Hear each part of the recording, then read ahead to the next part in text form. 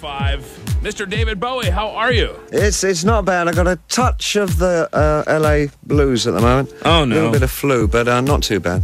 Well, you can't be too terribly depressed. I mean, you've got the nice star there on the Walk of Fame there, right? So you're all set there with that. I got two now. I had another one put next to it. It looked sort of... I found it too singular, so I had a second one put in. This is nice. Actually, I was thinking... What I did, I actually went back to try and dig mine up, but it's quite hard because the granite had already set. So I thought, I'd best leave that alone. So I just put one next to it. You know, I'm sure if you found one of those... I'm in between Kim Basinger and Paula Abdul, by the way. Is that... Oh, really? It's quite an interesting sandwich at the best of times, isn't it? That sounds kind of cool to me, yeah. Listen, congratulations on the new album and Thank you. Everything that's going on. I understand you're on the cover of one of our local magazines here, Pulse Magazine, that Tower Records puts out. So congratulations on that. Yeah. And that's great. Thank you. Happy birthday, a belated birthday as well. Yes.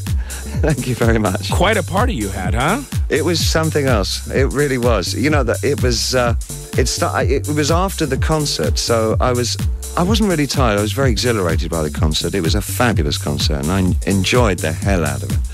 But the party itself, there were so many people that came sort of from my past. There were guys there that I hadn't seen since I was maybe in my teens, and a couple of friends that I have kept in touch with over the years, but I have known them since I was 8 years old, and right the way through to people that I've only recently got to know, and talking to everybody non-stop for how many hours, I don't know. It was so tiring. That's got to be... I mean, it was more tiring than the show in a way, you know? I would imagine. It's like, I mean, I know you had Robert Smith and Lou Reed there, the Foo Fighters and stuff, so that must have been quite a show. Great. That would be very exciting. It was simply wonderful, and I might add, of course, that it's on pay-per-view on March the 8th, and it's for all the money that's earned from this show is going to save the Children's Fund. And as I keep saying, if you haven't got time to see the show, you don't particularly like my stuff, just buy the show anyway, because it'll really help. Hey, so listen, let me ask you a question, a little off the subject here of music. How about Valentine's Day? What are you and your most significant other going to be doing for Valentine's Day? I just a lot of bed, I suppose. I mean, that's what happens on Valentine's Day. Oh gosh, let me ask you this now: if people are trying, of course, it happens on every day with me, Raffi. Hey, now let's see. This is a family program, David. Let me ask you a quick question now. I'm talking deeply family. I believe you are. If people out here want to buy a nice present for Valentine's Day and they're stumped, and if they had one present they can get and David Bowie could tell them what it would be, what would you suggest? Well, if you're opposed to ripping your heart out and presenting it on a plate, I think there's nothing better than a really beautiful long kiss. See, a true romantic. There you are. See, I'm afraid I am. I really am. I'm quite traditional. That's good. Nothing wrong with that. Well, we met on my wife and I met on the 14th of a month on the October. So October 1990 is when we met, and sort of every 14th of every month, actually, we kind of celebrate. That's kind of cute, isn't it? Well, it's yes. I find it cute, Raffi. I'm sure, and your wife does too.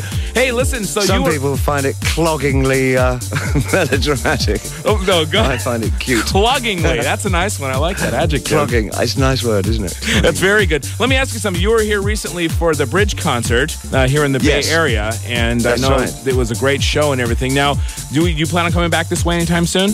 Yeah, we go into rehearsals for our next tour starting in April, and we should be on the road through Europe, Far East, probably Russia's and places like that, through most of the summer, and we get back here hopefully for the fall.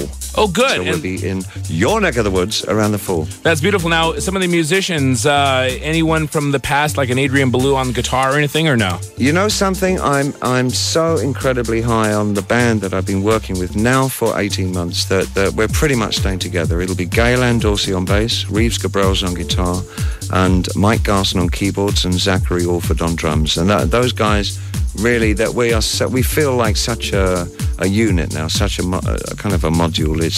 We have a great time working with each other, and I think it's pretty much it for the next while. I don't foresee any changes, frankly. No, that sounds, I mean, you've got quite a lineup there. Anyway, I was just wondering, because I saw you with Adrian Blue playing guitar a few years back, and that was... Oh, Adrian is simply fabulous. Yeah, no, he's a wonderful player. But I'm pretty set now at the moment. I'm really getting off with this band. I think it's terrific. So you're now, I've read a few reviews and heard the record and things like that, and I really don't believe a lot of reviews that I read. But now this, you sound like... I do. They're all good. Oh, okay. Well, there was one that I read, and someone wasn't too favorable to your album, and I was kind of like, hey, wait a minute here. Those are fighting words. I don't know him. Yeah, obviously. No, must be an intern. Like one of these papers. Didn't pay him enough. Obviously, something's wrong there. Yeah. Now, David, I understand you also have a website. Yes, but the doctor says he can probably do something about it and should be able to remove it in a couple of weeks. That and a bad dose of misgivings. Oh, you should be here in the morning show. You're a better comedian, I think. You do really well here with us, I think. I'll tell you today, I'm a better comedian than I am singer. Hey! You can definitely believe that. Oh, come on. Whoa! Rebel. Somewhere in there at the moment. Yeah, I think I could knock out Rebel quite credibly today. Oh, God. It's one of those days, huh? It's a Rebel day, yeah. Oh, that's great. So hey, wake up, it's a Rebel day. You know what? Can I use that somewhere? I'd like to take that little part of you and use Sure, that. Won't cost you anything. Good. Even better.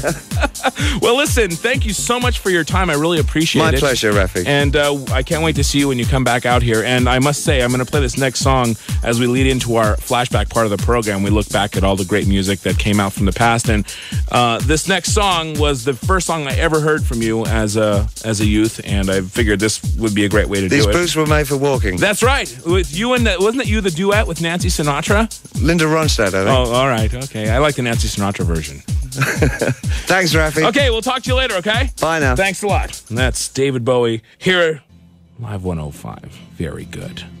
So let's go ahead and kick off the flashback lunch on KITS San Francisco, Oakland, San Jose. It's Space Oddity.